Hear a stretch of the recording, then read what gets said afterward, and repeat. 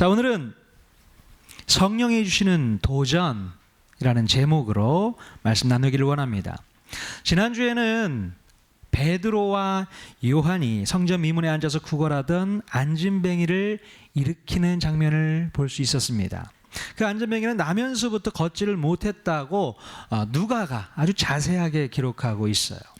도무지 인간의 힘으로, 인간의 노력으로는 고칠 수 없는 그런 장애인이었습니다. 자, 그런데 베드로가 예수 그리스도의 이름으로 일어나 걸으라 명령하자 그가 놀랍게도 두 발로 서서 일어나 걷게 되는 것을 볼 수 있었습니다. 자, 이 안진뱅이는 난생 처음 걸을 수 있게 되었어요. 이 안진뱅이였던 그는 평생 동안 들어갈 수 없었던 성전 안으로 들어가서 하나님을 찬양하고 예배하게 되는 것을 볼 수 있습니다. 너무나도 감동적이고 너무나도 드라마틱한 이 성경의 이야기는 이게 남 얘기가 아니라는 거예요. 오늘 저와 여러분의 이야기인 줄로 믿습니다. 여러분, 우리는 이 안진뱅이와 같이 이 땅에 처음 태어날 때부터 영적인 불구였어요. 우리가 그렇습니다. 죄의 본성을 가지고 태어났기 때문에 그 죄의 본성이 우리로 하여금 걷지 못하게 만들었고 또 뛰지 못하게 만들었고 하나님 앞에 예배하지 못하도록 만들었다는 것이죠.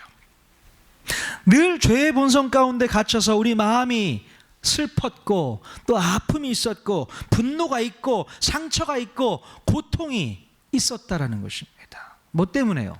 그 죄의 본성 때문에 그렇다는 것이죠. 자, 그러나 우리가 예수 그리스도의 그 이름 안으로 들어갔을 때에 우리는 다시 일어설 수 있게 되었고 하나님 앞에 예배하는 자로 설 수 있게 된 줄로 믿습니다. 아멘. 자, 여러분, 우리가 가지고 있었던 가장 큰 죄의 문제가 무엇이었습니까? 그것은 바로 우리를 창조하신 하나님께 불순종했고요. 또 하나님을 외면했고 하나님을 우리 마음속에서 지워버렸다는 겁니다. 하나님과 아예 관계가 없는 그런 인생을 살아왔다는 것이죠. 자, 그런데 그런 죄인인 우리가 예수 그리스도의 이름을 믿고 받아들임으로 말미암아 다시 하나님 앞에 예배하는 자로 거듭날 수 있게 되었다는 사실입니다. 자, 이것이 바로 기적인 줄로 믿습니다. 안진뱅이가 다시 걷게 된 것, 물론 이것도 기적이지만 이것보다 더 놀라운 기적은 하나님을 알지 못하고 떠나 있었던 그 죄인이 주님 품으로 돌아올 수 있었던 것, 태어나면서부터 영적인 불구였던 우리가 주님 앞에 예배할 수 있었던 것, 이것이 진정한 기적인 줄로 믿습니다. 아멘. 여러분들이 다 기적의 사람들이에요. 안진뱅이가 일어난 것으로 놀라지 마시고 여러분들이 주님 앞에 나와서 예배 드리는 것으로 놀랄 수 있기를 바랍니다. 우리 승호 형제가 나와서 예배 드리는 게 기적입니다. 놀래질 않아. 자기 일이라고 남 얘기가 아니에요. 기적입니다. 자, 여러분, 바로 여기에 있는 우리는요, 교회의 사명이 무엇인지를 이 본문을 통해서 깨달을 수 있게 됩니다. 바로 예수 그리스도를 믿지 않았던 사람들이 예수 그리스도의 이름을 믿고 의지해서 하나님을 예배하는 데까지 갈 수 있도록 도전하는 것이 바로 교회의 사명인 줄로 믿습니다. 교회는요, 예수 그리스도의 이름만으로 이 모든 일들을 이루어야 할 사명이 있는 줄로 믿습니다. 교회는 결코 세상에 흉내 낼 수 없는 예수 그리스도의 이름으로 나아가야 되는 것이죠. 자, 그런데 너무나도 안타까운 현실은 요즘 교회들이 예수 그리스도의 이름 대신에 은과 금으로 바꿔서 일을 하려고 한다는 것이죠. 그것이 더 효과적일 것이라고 생각을 한다는 것입니다. 그러나 교회가 은과 금으로 사역을 하게 되면 절대로 능력이 나타날 수 없습니다. 그런 교회들은 결국 예수 그리스도의 이름을 내놓을 수 없는 변질된 교회로 전락할 수밖에 없다라는 것이죠. 더 이상 그 예수 그리스도의 이름을 붙잡고 일할 수 없게 된다는 것입니다. 자, 그래서 오늘날 현대 교회의 문제는요, 교회에서 성령을 거두어가도 전혀 놀라거나 당황스러워하는 교회가 별로 없게 된다는 얘기를 합니다. 왜냐하면 많은 교회들이 이미 성령 없이 일하고 있기 때문에 그렇다는 겁니다. 성령 없이 이미 일해왔기 때문에 성령을 거두어 가도 놀라지 않는다는 거예요. 당황스러워하지 않는다는 것입니다. 그냥 교회는 그대로 진행되어 간다고 생각을 한다는 것이죠. 여러분, 성령 없이 일하는 교회가 되지 말아야 될 줄로 믿습니다. 성령 없이 일하는 교회는 안 됩니다. 늘 성령님께서 함께 하시는 교회가 되어야만 우리에게 소망이 있고 꿈이 있고 비전이 있는 줄로 믿습니다. 자, 그러므로 우리는 성령의 임재를 통해서 놀라운 일들을 이루어 가야 합니다. 자, 여러분, 우리에게 진정으로 성령님이 임하시게 되면 우리에게는 어떤 변화가 일어나게 될까요? 성령님이 여러분에게 임하시게 되면 어떤 변화의 삶이 일어나게 될까요? 자, 지난주에 살펴보았던 내용에서 보면 베드로의 달라진 모습을 볼 수 있게 됩니다. 베드로와 요한이 기도하기 위해서 오후 3시쯤에 성전에 오르게 됩니다. 자, 그런데 그때 구걸하던 안진뱅이를 바라보게 되죠. 눈에 확 들어오게 되는 것을 볼 수 있습니다. 자, 그런데 여러분, 그들이 과연 이 안진뱅이를 그날 그때 처음 본 것이었을까요? 처음 본 거 아닐 거예요. 그들은 매일 성전에 오르면서 이 구걸했던 안진뱅이를 보아왔을 것입니다. 처음 본 게 아니라는 사실이에요. 자, 예루살렘에서 이 안진뱅이를 모르는 사람이 없을 정도로 그는 유명했습니다. 늘 성전 미문에 앉아서 구걸했던 이 안진뱅이 누가 모를 수 있겠어요? 다 알죠. 자, 그런데 그날 베드로와 요한은 이 안진뱅이를 그냥 스쳐 지나가지 않습니다. 베드로와 요한에게 성령님이 임하시게 되자 그들은 완전히 달라진 것을 볼 수 있어요. 매번 스쳐 지나갔던 그 안진뱅이를 보고서 그날은 그냥 지나치지 않았다는 것입니다. 베드로와 요한은 그를 주목하여 보고 그를 성령의 능력으로 회복하려는 시도를 하게 되었다는 것이죠. 그들은 그 안진뱅이의 손을 잡고서 예수의 이름으로 일으켜 세우게 됩니다. 여러분, 도대체 이 두 제자들에게 무슨 일이 일어나게 된 건가요? 베드로와 요한은 평상시 같았으면 이 구걸하던 안진뱅이를 바라보면서 그냥 아무런 생각 없이 지나쳐 갔거나 가지고 있는 동전 한 푼 던져주고 그냥 지나갔을 것입니다. 자, 그런데 성전 미문에 앉아서 구걸하던 이 사람은요, 나면서부터 안진뱅이였고 그가 그렇게 살아온 세월이 40년이 지났는데 해줄 수 있는 게 뭐가 있었겠어요? 물질적인 도움을 줄 수 있는 것, 그거밖에 더 할 수 있는 게 뭐가 있겠습니까? 자, 그런데요, 베드로와 요한에게 성령님이 임하게 되자 그들은 생각이 달라져 버렸다는 거예요. 생각이 완전히 바뀌었습니다. 안진뱅이가 돈을 달라고 구걸하는 그 순간에 엄청난 생각을 할 수 있게 되었던 것입니다. 그들은 그 순간 예수님이라면 어떻게 하셨을까? 그 생각을 하게 되었던 것이죠. 만약 예수님이라면 이 안진뱅이를 바라보면서 어떻게 하셨을까? 그 생각을 하게 됩니다. 자, 그래서 이제 그를 일으켜 세워야겠다는 생각을 하게 되었던 것입니다. 자, 어떻게 이런 발상을 할 수 있었을까요? 어떻게 말도 안 되는 그런 시도를 할 수 있었겠습니까? 여러분, 우리 마음 가운데 성령이 역사하시게 되면 우리는 그 자리에 머물러 있지 않고 새로운 시도와 새로운 발상들을 해낼 수 있다라는 것입니다. 보통 사람들은 상상할 수 없는 일을 과감하게 시도할 수 있게 된다는 것이죠. 그럼 누가 그 일을 하게 한다는 것입니까?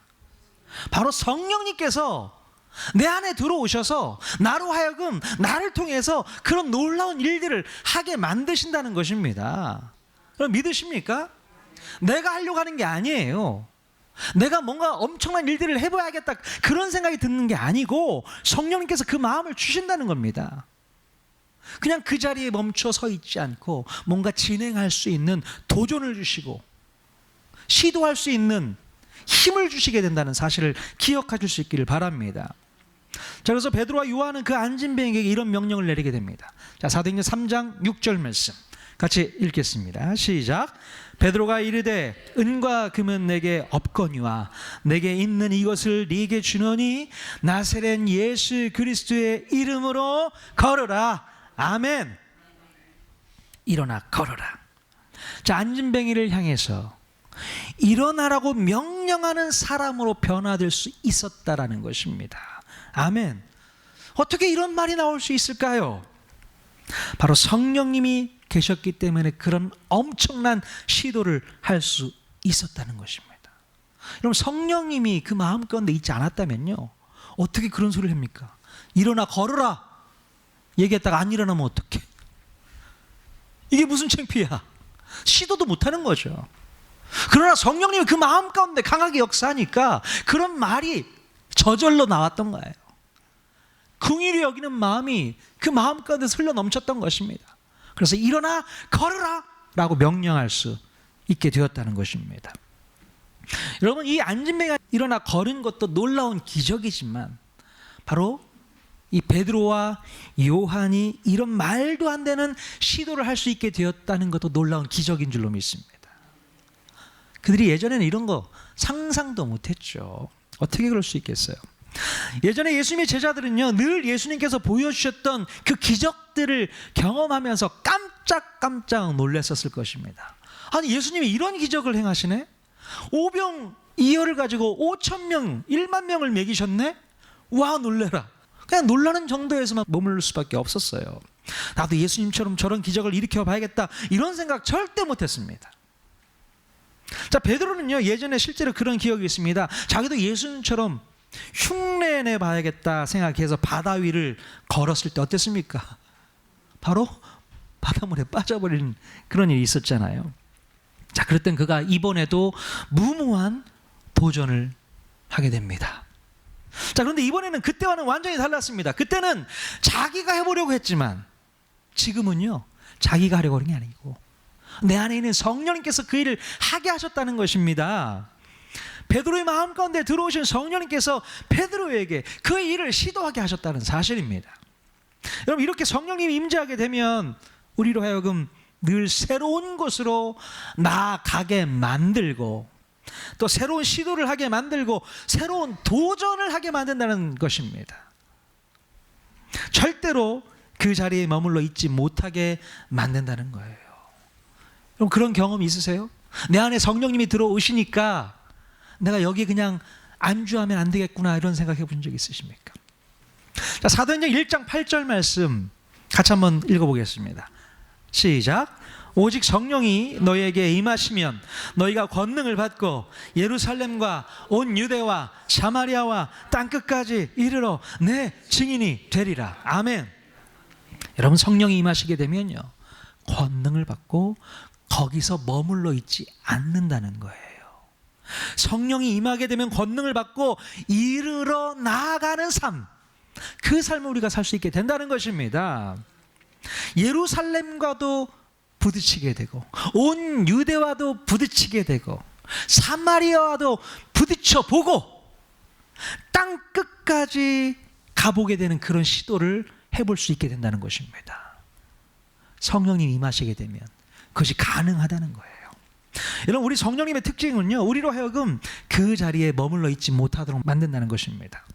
이제까지 하지 않던 기도를 하게 만들고요, 하지 않았던 일들을 한번 시도해 보게 만들고 절대로 못할 것 같은 것들을 도전해 볼 수 있도록 그런 마음을 주신다는 것, 그럼 기억하실 수 있기를 바랍니다.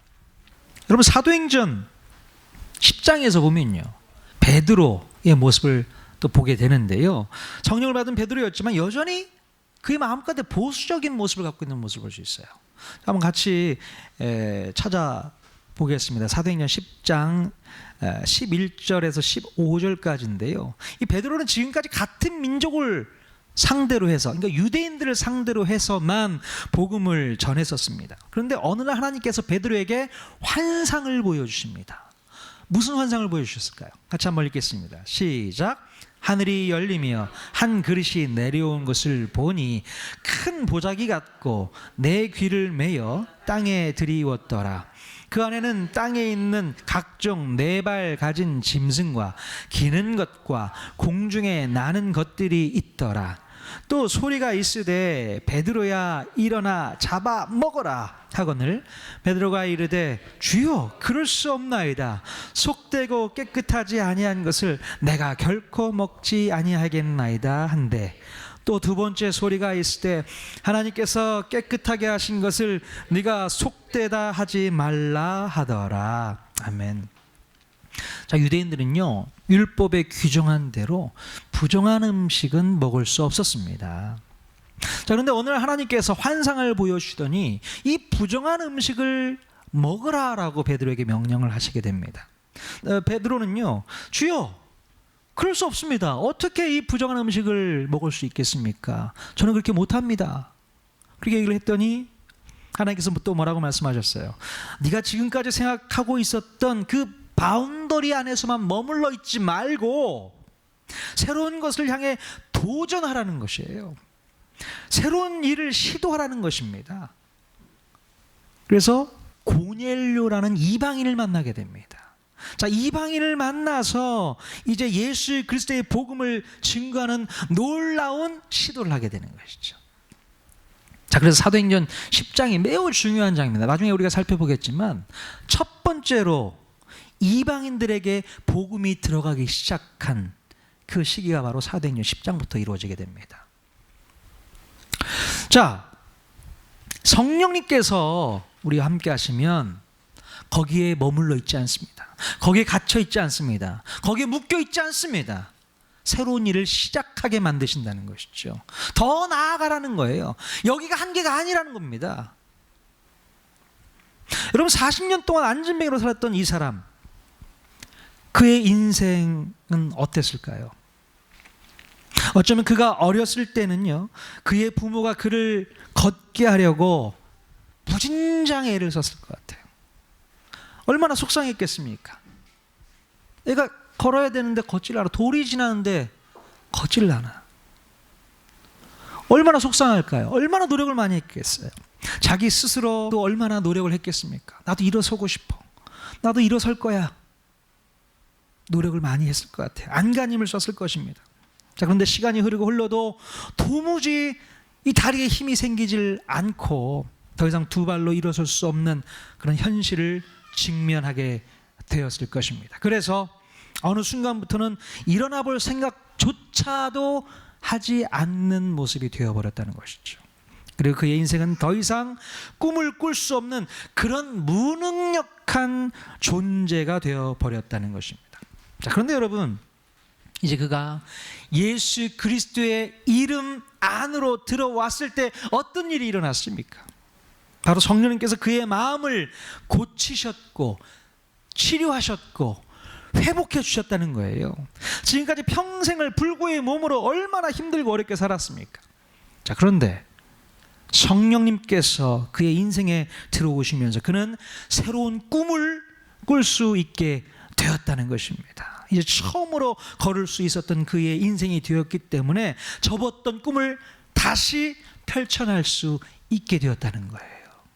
야, 그래, 나 이제 걸을 수 있게 되었어. 걷게 되었어. 나 이것도 하고 싶어. 저것도 하고 싶어. 버킷리스트 다 하나하나 다 해볼 거야. 그런 꿈들이 그 마음 가운데 생기지 않았을까요? 여러분, 이 악한 마귀는요 처음부터 우리의 마음을 불구로 만들어 버렸어요. 아무것도 하지 못하도록 한계를 설정해 놓고 그 이상을 넘어가지 못하도록 만들어 놨다는 것입니다. 아무것도 시도하지 못하도록 만들었고 어떤 것도 꿈꾸지 못하도록 방해하고 있다는 사실입니다. 할 수 있는 것들을 하지 못하도록 자꾸 우리의 힘을 빼는 그런 공격을 하고 있다는 거예요. 또한 내가 해야 할 일을 하지 못하도록 한계 상황을 만들어 놓습니다. 늘 그물을 쳐놔요. 그래서 내가 이래서 못하고 저래서 못하고 돈이 없어서 못하고 늘 한계 상황을 지어준다는 것입니다. 그럼 어떻습니까? 여러분들은 그런 마음 들지 않습니까? 아이, 나는 못해. 나는 할 수 없어. 아이, 지금 그거 할 수 있는 상황이 아니잖아. 어떻게 해? 그럼 그런 한계 상황을 누가 준다고요? 사단이 주는 겁니다. 악한 마귀가 주는 거예요. 우리로 하여금 못하게 만든다는 겁니다. 성령님과는 완전히 다른 모습이 바로 사단의 모습인 줄로 믿습니다. 성령님은요, 더 높은 차원의 목표를 주시면서 하게 만들고 나아갈 수 있게 만들고 새 힘을 부어주시는데, 사단은 그것을 하지 못하도록 만든다는 거예요. 여러분, 그런 실험을 했다고 해요. 집에서 키우는 개를 이렇게 전봇대에다가 묶어놨어요. 목에다가 끈을 묶어서. 한동안 이 녀석이 막 어디로도 가고 싶어가지고 이렇게 하는데 목줄이 묶여 있으니까 움직이지를 못하잖아요. 나가려고 하다가 실패하고 또 저쪽 가려고 하다가 실패하고, 목에 줄이 있으니까. 그런데 이것이 오랜 시간을 지나고 나면요, 이 목줄을 풀어놨어도 이 개가 움직이질 않는답니다. 더 이상 나아가질 않는다고 해요. 이미 포기하고 내려놓고 좌절하고 절망하고 있었던 거예요. 더 이상 진행하지 않습니다. 뛰어가지 않습니다. 또다시 내 목줄에 줄이 나를 잡고 말걸, 이런 생각을 하게 된다는 것이죠.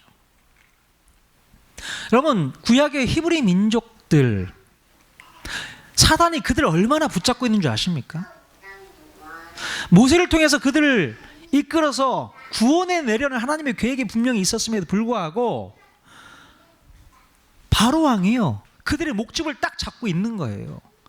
목줄을 딱 잡고 있으니까 그들이 마음 가운데 있었던 생각이 완전히 다 무너져 버립니다. 야, 우리는 출애굽 못할 것 같아. 더 힘들어졌잖아. 더 어려워졌잖아. 갈 수가 없어.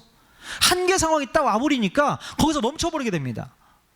나아갈 생각을 하지 않습니다. 더 진행을 못하는 거예요. 자포자기하게 됩니다. 누가 주는 생각이에요? 사단이 주는 생각입니다. 마귀가 주는 생각이에요. 하지 못하도록 방해하고 있고, 넘어질 수밖에 없도록 함정을 파놓고. 여러분, 우리는 새로운 시도를 해야 될 줄로 믿습니다. 성령님이 임하시게 되면 우리의 목줄을 딱 풀고 이제 도전해 나가야 되는 것이죠.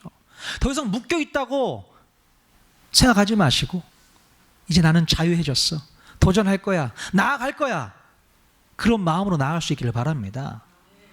여러분, 아직 끊지 못하고 있는 거 있습니까? 끊으십시오. 아예 난 못 끊어, 절대 안 돼, 그런 생각 갖지 마십시오. 성령님이 내 안에 들어오시면 그것도 순식간에 끊어지는 거예요. 노력 안 해도 됩니다. 노력 없이도 성령으로 끊을 수 있어요. 우리 마음이 없을 뿐이죠. 사단이 이것을 한계를 정해놓고 못한다, 안 된다, 할 수 없다 얘기하니까 거기에 길들여진 것 뿐이죠. 성령님은 한계를 지지 않는다는 것입니다. 여러분, 더 이상 우리는 악한 마귀에게 속지 말아야 합니다. 악한 마귀는 지금도 우리에게 한계의 상황을 계속 그려주고 더 이상 도전하지 못하도록 막는다는 겁니다. 자, 그러나 성령님을 모시는 사람들에게는 오히려 새로운 꿈을 주시고 새로운 비전을 보여주시고 도전하게 하시고 한계 상황을 극복하라고 말씀하고 있는 것이죠. 더 새로운 목표를 가질 수 있도록 우리에게 격려를 해주신다는 것입니다. 안 된다고 생각하지 마십시오. 못한다고 생각하지 마십시오. 도전하십시오. 자, 빌립보서 4장 13절 말씀 같이 한 목소리로 읽겠습니다. 시작. 내게 능력 주시는 자 안에서 내가 모든 것을 할 수 있느니라. 아멘. 내 안에 성령님께서 능력을 더해 주시기 때문에 내가 모든 것을 할 수 있다, 그런 마음가짐을 갖게 된다는 것 기억하셔야 됩니다. 성령님이 주시는 마음이에요. 성령님. 자, 그러면 우리 통하는 교회가 성령께서 온전히 역사하시는 교회가 되면요, 새로운 도전, 새로운 시도, 새로운 목표를 분명히 주시게 될 줄로 믿습니다. 그냥 그 자리에 안주하지 말고 더 놀라운 일을 위해 달려가라고 분명히 말씀해 주게 된다는 것을 기억했으면 좋겠습니다. 여러분들이 저와 함께 같이 개척교회 하겠다고 뛰어든 것 자체가 성령님의 역사예요. 그런 마음이 어떻게 일어나겠습니까? 쉽지 않은 일을 여러분들이 하시겠다고 뛰어든 것은 여러분의 마음 가운데 나온 생각이 아니라 성령님이 여러분들로 하여금 그 일을 하게 하셨다는 거예요. 여러분 믿으십니까? 여러분 끌려온 거예요? 아니잖아요. 여러분 자발적으로 도전하신 거지 않습니까? 성령님이 주신 마음인 줄로 믿습니다. 예. 이 베드로와 요한처럼 누구도 시도하지 않았던 선포, 일어나 걸으라. 아멘. 네, 한번 따라 할까요? 일어나 걸으라. 일어나 걸으라. 예, 일어나 걸으셔야 됩니다. 자, 두 번째요. 성령님께서 우리 안에 임하시게 되면 우리는 또 뭐가 달라지게 될까요? 자, 우리의 삶 가운데 벌어지는 수많은 일들에 대해서 우리는 그 일들을 해석하는 힘을 얻게 된다는 것입니다. 해석이 된다는 거예요. 성령님께서 주시는 해석을 우리가 경험할 수 있게 된다는 것입니다. 자, 11절에서 보면요, 안진뱅이였던 이 사람이 베드로와 요한을 붙잡고 놓지 않는 장면이 나와요. 왜 이 사람은 베드로와 요한을 붙잡고 놓아주지 않았던 것일까요? 자, 자기 자신이 두 다리로 일어선 것에 대해서 해석해 달라는 거예요. 내가 어떻게 일어서게 되었고 누가 나를 일으킨 겁니까? 그거 좀 알게 해달라는 거예요. 나 좀 설명해 달라는 겁니다. 자, 그래서 지금 나에게 벌어진 일이 어찌된 일인지 해석해 달라는 거예요. 그래서 안진뱅이가요, 그들을 붙잡고 솔로몬 행각으로 끌고 오게 됩니다. 자, 여러분은 이 땅을 살아가면서 여러분이 찾아오는 그 모든 일들에 대해서 다 해석할 수 있으세요? 다 해석이 되시던가요? 도대체 왜 나에게는 이런 일이 찾아오지? 왜 우리 가정에는 이런 일이 발생하지? 도무지 우리의 힘으로는 해석할 수 없는 일들이 얼마나 많이 발생하고 있는지 모릅니다. 해석이 안 돼요. 내 힘으로는 도저히 해석이 안 되니까 누굴 찾아갑니까? 용하다는 점쟁이 찾아가서 해석해달라고 하는 거 아니에요? 또는 인터넷 지식인 찾아가서 확인해 보기도 하고 여러 사람 찾아가면서 전전긍긍하면서 뭔가 해석해내려고 하는 그런 노력을 하고 있는 것을 볼 수 있어요. 자, 그러나 성령님이 우리와 함께 하시면 내 삶에 벌어진 일들이 무슨 의미가 있는지, 또 어떤 뜻이 있는지, 무슨 사명을 담고 있는지 해석해 주신다는 사실입니다. 내가 지금 당하고 있는 이 현실적인 문제들이 어떤 의미인지 우리는 도무지 알 수 없어요. 그러나 성령님께서 우리 안에 계시면 우리에게 벌어지는 모든 상황과 이 현실적인 문제들을 해석해 주시는 것을 볼 수 있게 됩니다. 여러분, 베드로는 지금 솔로몬 행각에 모여든 수많은 사람들을 향해서 이 상황이, 지금 안진뱅이가 일어나게 된 이 상황이 어떤 일이라고 해석해 주고 있나요? 같이 한번 말씀 찾아보겠습니다. 사도행전 3장 12절 말씀 같이 읽겠습니다. 시작. 이스라엘 사람들아, 이 일을 왜 놀랍게 여기느냐? 우리 개인의 권능과 경건으로 이 사람을 걷게 한 것처럼 왜 우리를 주목하느냐? 우리 주목하지 말라는 거예요. 더 깊게 해석을 해주고 있습니다. 자, 14절부터 16절까지 말씀 또 읽겠습니다. 시작. 너희가 거룩하고 의로운 일을 거부하고 도리어 살인한 사람을 놓아주기를 구하여 생명의 주를 죽였도다. 그러나 하나님이 죽은 자 가운데서 그를 살리셨으니 우리가 이 일의 증인이라. 그 이름을 믿음으로 그 이름이 너희가 보는 아는 이 사람을 성하게 하였나니 예수로 말미암아 난 믿음이 너희 모든 사람 앞에서 이같이 완전히 낫게 하였느니라. 아멘. 베드로는요, 이 상황에 대해서 뭐라고 해석해주고 있는 것일까요? 네가 지금 네 몸이 나은 이유가 뭔지 아느냐는 거예요. 많은 사람들이 부인하고 십자가에 못 박아 죽였던 예수 이름의 능력으로 네가 낫게 된 것이라고 지금 해석해주고 있는 것입니다. 너를 고친 것은 내가 한 것이 아니고 예수 그리스도의 이름이 지금 너를 고치고 있다라고 얘기한 것입니다. 이런 해석을 하고 있는 것이죠. 놀랄 일이 아니라는 것입니다. 그러니까 인간이 했다면 놀랄 일이지만 이것은 인간이 한 것이 아니고 내가 한 것이 아니고 하나님이 하신 것이다. 예수 그리스도의 이름이 너를 회복시키셨다라고 해석해주고 설명해주고 있다라는 거예요. 자, 그래서 우리를 주목하지 말고 예수 그리스도를 주목하라고 베드로는 그들에게 덧붙여 설명하게 됩니다. 이 모든 능력이 뿌리는 바로 예수 그리스도의 이름 안에 있다고 해석해주고 있는 것입니다. 자, 이렇게 성령님께서는 베드로를 통해서 그 상황을 분명하게 해석해 주셨다는 것이죠. 자, 우리가 이 세상을 살아가는데 수많은 상황을 접하게 됩니다. 어느 때는 고난도 있고 어느 때는 우리에게 평안함도 찾아오게 될 때가 있어요. 자, 그런데 그때마다 해석이 되지를 않으니까 우리가 고난을 당할 때 아파하고 괴로워합니다. 도대체 이 고난의 의미가 뭘까? 해석이 안 돼요. 그냥 아파하고 고난할 수밖에 없습니다. 또 우리가 살면서 얼마나 많은 축복이 임하게 됩니까? 근데 그 축복의 의미가 뭔지 해석이 안 되니까 그냥 허랑방탕하게 살고 죄 짓고 그냥 썩어버리는 거 아니겠어요?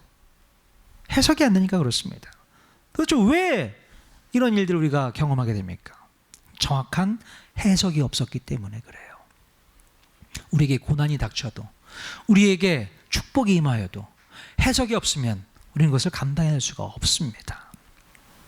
최근에요, 연예인 전미선 씨하고 또 정치인 정두원, 이분들이 극단적인 선택을 하게 되었던 것을 볼 수 있어요.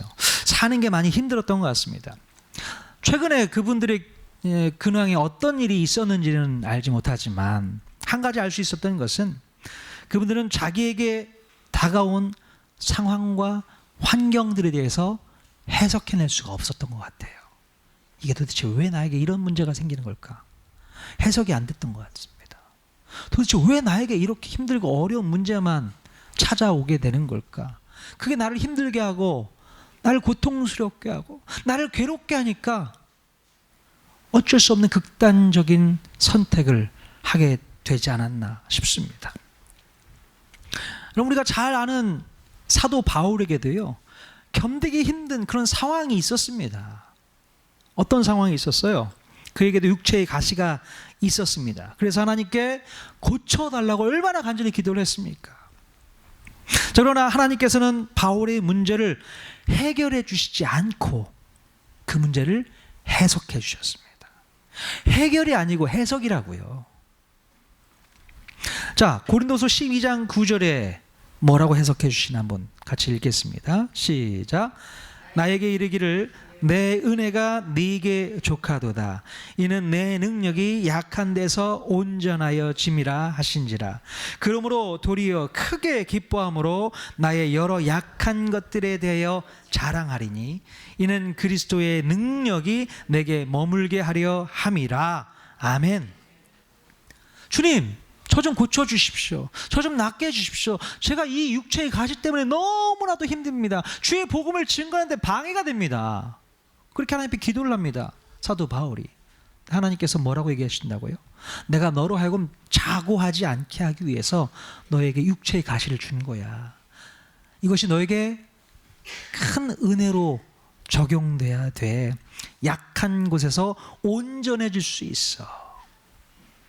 해결해 주셨습니까? 문제를 해결해 주셨어요? 아니요. 해석해 주셨습니다. 너에게 필요한 건 그게 아니라 이거야. 우리 주님이 그렇게 말씀해 주셨다는 것이죠. 바울은요, 성령님의 그 해석을 듣고 완전하게 회복되는 것을 볼 수 있어요. 문제는 그대로 있었습니다. 해결되지 않았습니다. 그러나 해석이 됐어요. 그래서 감당할 수 있는 힘도 얻게 되었다는 것이죠. 우리가 지난주에 우리 한태희 집사님, 김정일 집사님에서 얼마나 기도를 많이 했어요. 그런데 우리가 원했던 기도의 제목대로 응답이 이루어지지 않으니까 많이 속들 상하셨잖아요. 기운도 빠지셨잖아요. 힘드셨잖아요. 근데 하나님께서 저에게 해석의 힘을 주셨습니다. 성령님이 제 마음껏 해석을 하게 하시더라고요. 금요 저녁 기도회 설교를 준비하면서 해석이 되더라고요. 하나님께서요, 너무 조급하게 서둘르지 마라고 얘기하는 것 같아요. 다윗의 이야기를 통해서 저에게 말씀하시는 것 같습니다. 우리가 돌아가는 것 같아도 그게 돌아가는 게 아니라 직진하는 거다. 지름길이다. 그 얘기를 하고 있는 것 같더라고요. 그 해석이 딱 임하니까요, 마음가운데 평안함이 있게 되더라고요. 하나님께서 여러분 각자에게도 그런 해석을 주실 줄로 믿습니다. 그런 해석을 받아면 우리가 힘을 낼 수 있게 되는 거예요. 해석이 없으니까 그것 때문에 고통스럽고 그것 때문에 아프고 괴로운 겁니다. 좌절하고 절망할 수밖에 없는 거예요. 해석이 안 되면 그렇습니다.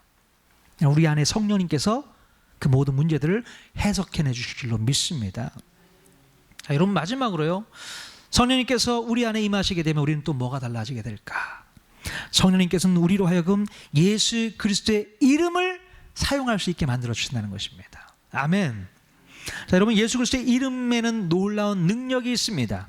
사도행전 2장 21절에 보니까 누구든지 주의 이름을 부르는 자는 구원을 받으리라. 사도행전 3장 6절에 보니까 예수 그리스도의 이름으로 일어나 걸으라. 자, 사도행전 3장 16절 같이 한번 읽겠습니다. 시작. 그 이름을 믿음으로 그 이름이 너희가 보고 아는 이 사람을 성하게 하였나니 예수로 말미암아 난 믿음이 너희 모든 사람 앞에서 이같이 완전히 낫게 하였느니라. 아멘. 자, 예수님께서 우리에게 그 이름의 능력을 주셨는데 우리는 그 이름을 사용하지 못하고 있는 거예요. 그 이름 안에 놀라운 능력이 있다고 지난번에도 말씀드렸잖아요. 근데 여전히 그 얘기를 알면서도 그 이름을 사용하지 못하고 있습니다. 이름에는 이런 능력이 있습니다. 우리에게는 누구의 이름이 있다고요? 예수 그리스도의 이름이 분명히 있습니다. 예수 그리스도의 이름이 우리를 온전케 해주는 줄로 믿습니다. 근데 예수 그리스도의 이름에 능력이 있다고 하니까 예수 그리스도의 이름을 주문처럼 외우시는 분들도 있어요. 무슨 주문입니까? 수리수리 마수리? 아니에요. 예수 그리스도의 이름은 그런 주문이 아닙니다. 예수님의 이름을 우리가 부를 때는요, 먼저 예수님과 친밀한 관계를 맺어야 되는 거예요. 그런 관계성 속에서 이름이 능력이 생기는 것이죠. 그런 관계가 회복되지 않으면 아무리 이름을 불러도 소용없어요. 예수의 이름, 예수의 능력 소용없습니다. 내가 예수 안에서 예수님을 구세주와 주님으로 영접하지 않고서는, 그 관계가 먼저 밀접하게 형성되지 않고서는 예수의 이름을 아무리 불러봤자 소용이 없다고요. 그러므로 우리는 그 예수의 이름을 사용하기 위해서는 주님과 더 친밀해져야 되고 주님을 내 마음 가운데 구세주와 주님으로 영접하는 순서를 경험하셔야 됩니다. 여러분 믿으십니까? 자, 그러면 예수 그리스도의 이름으로 말미암아 우리는 평생을 살 수 있는 힘을 얻게 되는 것이에요. 예수 그리스도의 이름이 우리를 온전히 일으켜 세우게 되는 줄로 믿습니다. 예수 그리스도의 이름이 우리의 못난 것들을 완전하게 바꿔놓게 되는 줄로 믿습니다. 그 이름의 능력을 여러분 꼭 믿으실 수 있기를 주님의 이름으로 간절히 축원드립니다. 성령님이 임하시게 되면 이 세 가지 어떤 변화가 있게 된다고요? 우리가 새로운 일을 시작하고 도전할 수 있게 되고 시도할 수 있게 된다는 것입니다. 한계 상황에 우리가 머물러 있지 않게 된다는 거예요. 두 번째는요, 도무지 이해가 되지 않았던 일들이 이제 해석이 되어지는 거예요. 자, 해석이 되니까 이해가 되고 이해가 되니까 자유할 수 있게 되는 것 기억하십시오. 그리고 예수의 이름의 능력을 우리는 사용할 수 있게 된다는 사실입니다. 그게 바로 열쇠입니다. 할렐루야. 그 이름을 가지고 그 능력으로 오늘도 다시 한번 도전하는 저와 여러분 모두가 다 될 수 있기를 주님의 이름으로 간절히 축원드립니다. 아멘.